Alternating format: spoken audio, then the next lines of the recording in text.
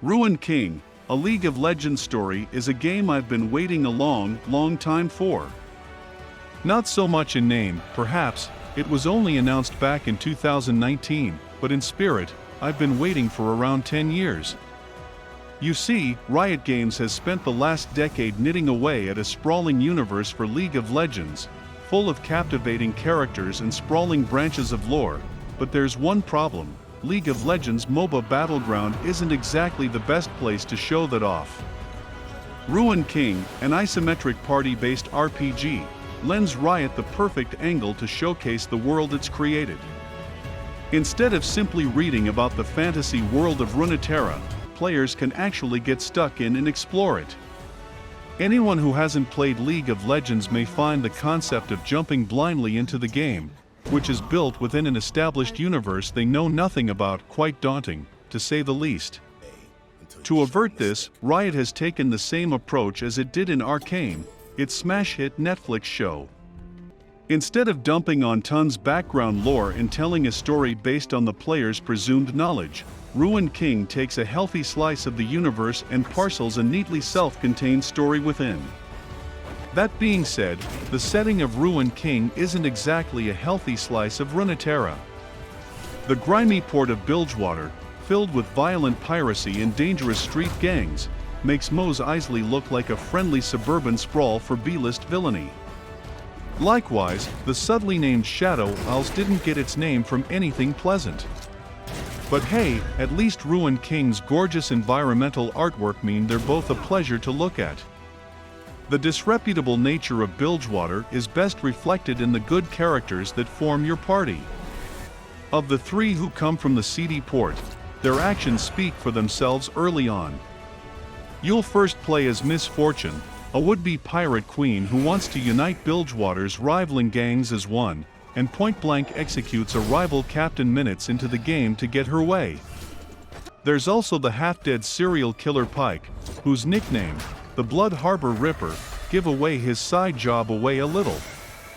If his name doesn't, the fact he's introduced in the act of slaughtering another victim will do the trick. Again, these are the good guys. They might not have the cleanest hands, but the 6 party members available in the game are a lot of fun to follow.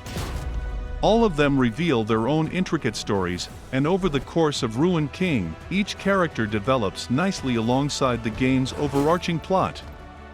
Speaking of which, the city of Bilgewater is plagued by an event called the Harrowing. This involves ghostly fog, tormented spirits and eldritch horrors blowing in from the sea to slaughter unprepared denizens.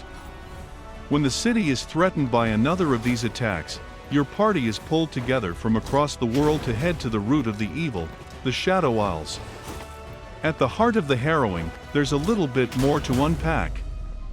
With dashes of romance, intrigue and manipulation, there's a little more nuance than first meets the eye.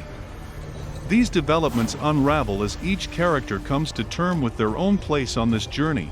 Miss Fortune's time spent getting chummy with a serial killer forces her to acknowledge her own quick approach to violence, while Brahm's lovable penchant for heroism and storytelling starts to wear down even Yasuo's cold, edgy exterior.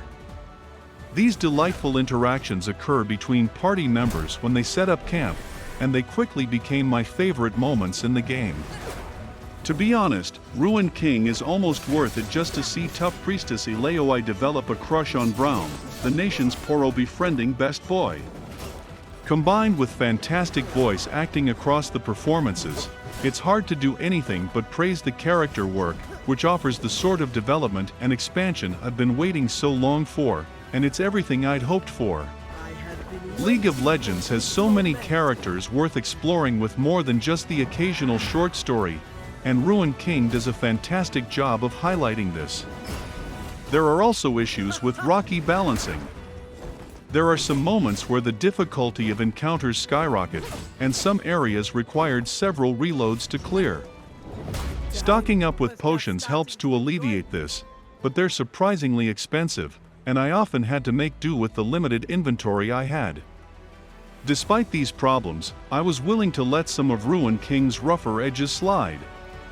They didn't really get in the way of my favorite parts of the game, and were really just background nuisances that I learned to live with.